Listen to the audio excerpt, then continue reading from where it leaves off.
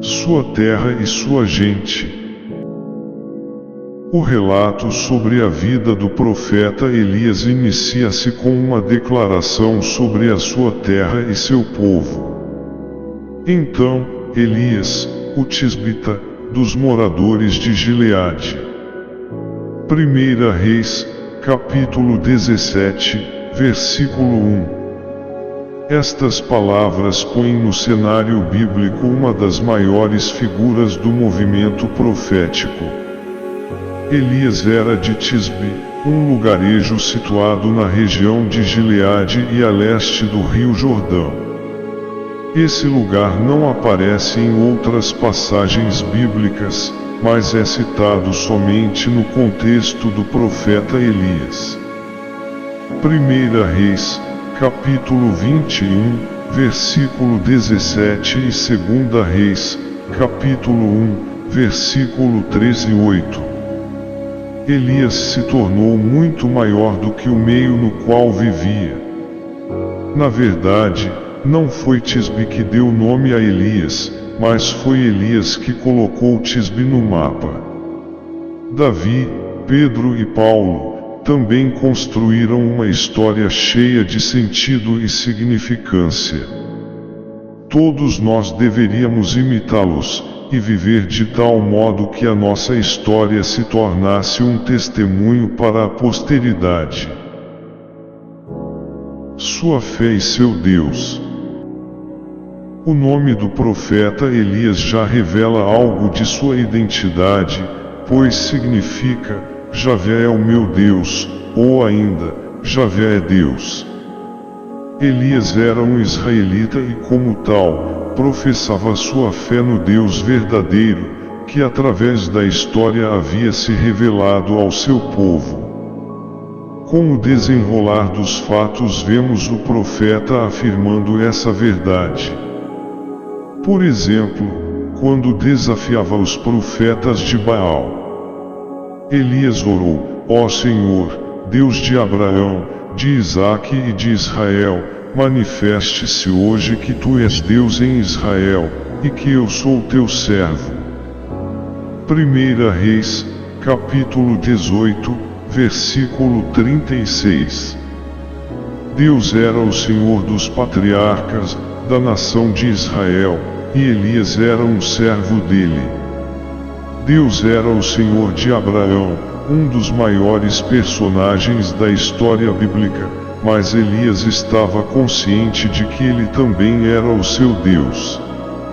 Assim como Elias, o crente deve saber de forma precisa quem é seu Deus para que dessa forma possa ter uma fé viva e não vacilante. Sua vocação e chamada.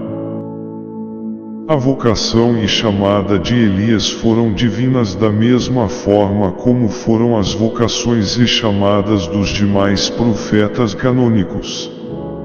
Esse fato é logo percebido quando vemos o profeta Elias colocar Deus como a fonte por trás de suas enunciações proféticas.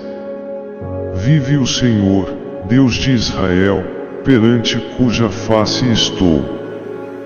1 Reis, capítulo 17, versículo 1. Em outra passagem bíblica, Elias diz que suas ações obedeciam diretamente a uma determinação divina. 1 Reis, capítulo 18, versículo 36. Somente um profeta chamado diretamente pelo Senhor poderia falar dessa forma. De uma forma geral, todo cristão foi chamado para a salvação, porém, alguns foram chamados para tarefas especiais. É a nossa vocação e chamada quem nos habilita para a obra do Senhor. A natureza de seu ministério. A natureza divina e, portanto, sobrenatural do ministério do profeta Elias é atestada pela inspiração e autoridade que o acompanhava. A história do profeta Elias é uma história de milagres. É uma história de intervenções divinas no Reino do Norte.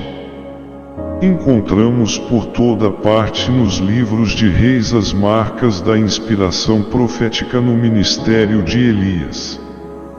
Isso é facilmente confirmado pelo escritor bíblico quando se refere à morte de Jezabel. 2 Reis, capítulo 9, versículo 35 e 36. Assim como Elias predisse, aconteceu. Elias possuía inspiração e autoridade espiritual. De nada adianta possuir um ministério marcado pela popularidade e fama, se ele é carente de autoridade e poder divino. Síntese: Elias era oriundo de Tisbe, lugarejo a leste do Rio Jordão. Seu nome significa Javé é o meu Deus.